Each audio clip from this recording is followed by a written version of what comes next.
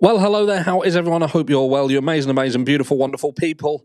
Oh, this is actually now video 2 of 3, and later video 2 will now be video 3. So there's 3 videos because there's just 3 videos. Anyway, that's great.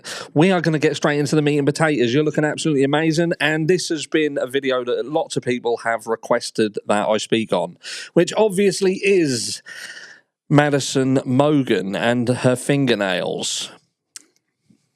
The back scratches. Only kidding. So, look, it has been said that Maddison Mogen, they've done some testing, fingernail clippings, I believe, from the left hand. We're going to have a look at the doc in a second. But there was 3 DNA samples found. Now, who do they belong to? And this is the thing what buggers me here, because buggering me, is that this is something that the defense seem to want to have removed because they feel that it could be misconstrued, because the state have said that it's inconclusive. But then on the flip side of that coin, it looks like there was additional testing done by the defense that then would exclude Bryan Kohberger from the result. So you would think that, hold on a second, that, if anything, in my opinion, and I'm a non-legal person, I'd let it go. I'd let it go through, let it go in. And that could potentially mean or show that the state is being biased in the results.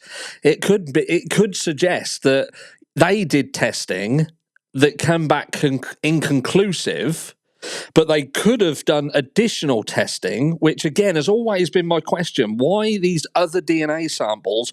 Why aren't they being thrown the whole 9 yards, like the minuscule microscopic amount that was found on the knife sheath, if it was found on the knife sheath? Do you know what I mean? I'm just saying, when it comes to a crime scene of this nature, this magnitude, if there are DNA sources found at the scene, and it seems that you're going on the hunt for them, you know, when you're taking fingernail clippings from, you know, the deceased, and you've got blood on hand railings and stuff like that, surely it's your duty to do everything in your power to get as much of the results as you physically can. And if the defense have gone down the route of having their own independent testing done, and it is ruled that Bryan Kohberger's, you know, exempt from being one of these samples, then surely you want to push that through, and you want to say, look, we've had it tested, it ruled him out, but the state want you to believe that it's inconclusive because they could manipulate an audience into believing there's a possibility that this DNA was Bryan Kohberger's, you know, and you can play the game.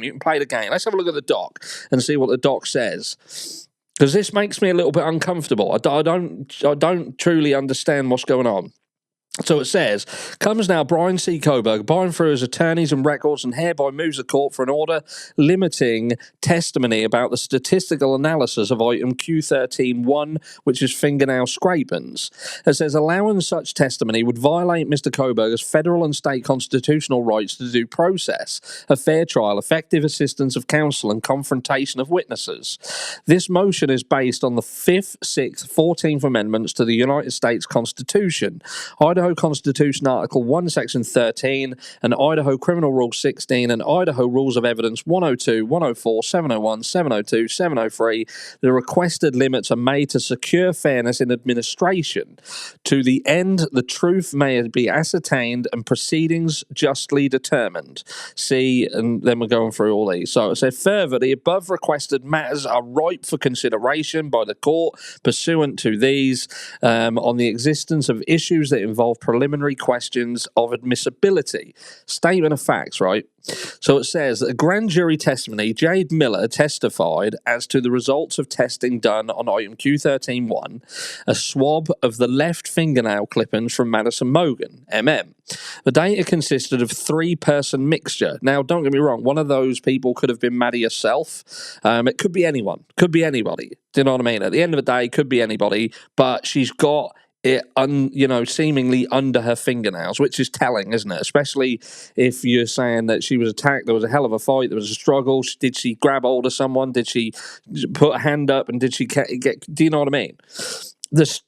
The statistic, the likelihood ratio, LR was calculated assuming that Maddison Mogen was a contributor to her own fingernails. Miller testified that Maddison Mogen as followed. The data from the sample was as to Mr. Kohberger, GJ, transcript 365366. Miller testified that inconclusive means that an analysis is, and they've obviously got some of that out. GJ transcript at 366. Miller went on to explain that the likelihood ratio for Mr. Kohberger, yada, yada, yada. So it says, the use of misleading language confuses and misleads the finder of fact and is barred by the rules 402, 403, as well as due process in that the evidence is overly prejudicial. The erroneous admission of irrelevant and prejudicial evidence will offend due process when it renders a trial fundamentally unfair. Here, expanding beyond the language of the report would prejudice Mr. Kohberger in that it might allow the jury to infer that the inconclusive data would mean that he might be included, which is, it could be. We've seen it. Do you know what I mean? You only have to plant a seed and that seed can grow. So LRs are different from traditional statistics that courts and juries are used to seeing and hearing. The LR is a comparison of hypothesis and is not a statement of identity or probability of identity. It simply asks the question, given the data, which hypothesis tested is more likely, for item Q13.1, both hypothesis tested for each individual assumed that Maddison Mogen's DNA was present. So when the lab generated the LR laid out above, the hypothesis tested were Maddison Mogen, Kaylee Gonsalves, and one unknown unrelated person versus Maddison Mogen and two unrelated persons. So what they're trying to say there is we've at the very least we've got an unknown individual. There is other DNA under the fingernails of Maddison Mogen. Could it be relevant? It might not be. But again, this is why it's important to take it down the track like they did the other DNA. What if they've got a DNA match between what's under her fingernails and the blood, for instance? Now, I'm not telling them how to do the job. Maybe they did it. Who knows? Was there a comparison? Maybe this will tell me. The comparison was done for all of the individuals listed in Report 7 and for Mr. Kohberger in Report 26. At the ISP lab, any number greater than 100 is considered a conclusive result indicating inclusion. The number less than 0.01 is considered a conclusive result indicating exclusion. Thus, if an LR falls within a range of 0.1 to 100, the lab cannot draw any conclusions and the data is reported as inconclusive. In her testimony, Miller did not provide a full context to the analysis. The lab reported a series of LRs for item 13.1, including LR of 0.399 for such and such, 0.485 for such and such, 0.20 for, and so they've got some name. These are going to be names, these are going to be people's names. Lab report number 7 at 3. All of these individuals sit in the same shoes as Mr. Kohberger, namely that the LR is exclusionary but falls in the range of inconclusive. Of interest is that when the LR was calculated for and these two individuals, thus Mr. Kohberger's inconclusive LR is similar to almost every other person for whom an LR was generated, and focusing on his inconclusive LR would mislead the jury, and that it implies that the LR means that Mr. Kohberger's DNA might be present in the sample. More importantly, Mr. Kohberger has disclosed that through further independent laboratory testing, he is eliminated as a contributor to item 13.1. When Mr. Kohberger sought to overturn the grand jury indictment, he argued that Miller's testimony was inadmissible and misleading. The state argued that the testimony was presented to the grand jury as exculpatory and an effort to elicit favorable evidence for Mr. Kohberger. The independent lab testing, so this section here, is basically the state saying that they argued on his behalf. So when you've got people like fucking JLR, for instance, who are now wandering around saying that his fucking DNA was found, that just proves that he's talking about something that he's not fucking reading or understanding the documents. So this is literally the state argued that the testimony was presented to the grand jury as exculpatory. But again, was it? The state are sort of admitting that it is exculpatory, that he is rendered away. But it's verbiage, isn't it? It's once you plant a seed, and I suppose what they're in the understanding here is if you say that she's got DNA and that Bryan Kohberger was tested and it was inconclusive, it's like you're not saying it's not him. You're saying, well, we tested it for him, and it could have been. It could have been when there was an independent test done that says that he wasn't. Like, the independent lab testing conducted by the defence related to 13.1 is indeed exculpatory. Mr. Kohberger is excluded, and the state should be precluded from misleading the jury in any way. Conclusion: a fair trial is mandated by Mr. Kohberger's federal and state constitutional rights to due process. A fair trial, which we get all that.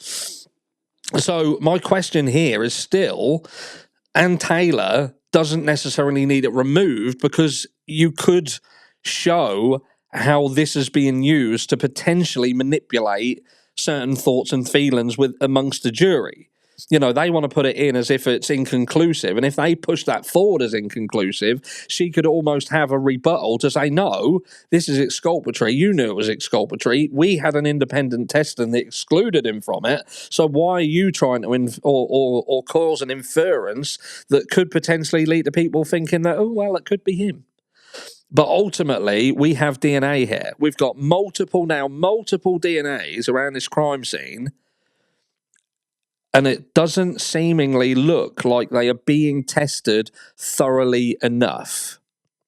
Do you know what I mean? It's an odd one. It's a difficult one. I don't fully understand why she wants to completely remove it. There's a way that you could have both of these arguments in there. The way that the prosecution wants to put it across, and the facts of it, that he was excluded from it.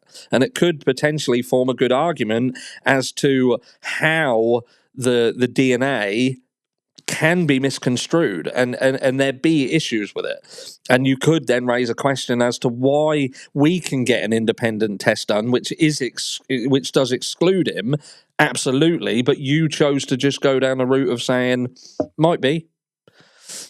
But there is DNA there. There's DNA there that hasn't been thoroughly investigated. And why? Let me know down below what you think, and I'll catch you all in the next one.